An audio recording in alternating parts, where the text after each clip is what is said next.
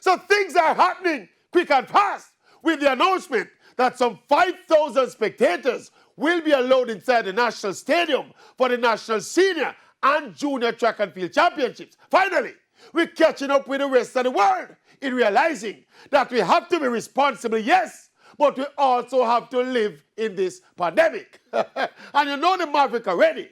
My mind starts wonder about the start of the Jamaica Premier Football League coming up this weekend.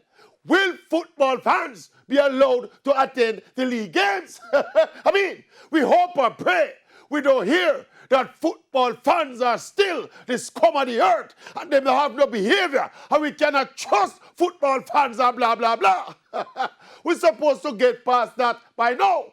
And it is only reasonable that if almost every other sector and other sports are opening up and allowing limited spectator attendance, it is only reasonable that Premier League football be afforded the same courtesy. Anyway, one step at a time. National trials this weekend and this week. 5,000 spectators allowed. Protocols applied. First come, first serve.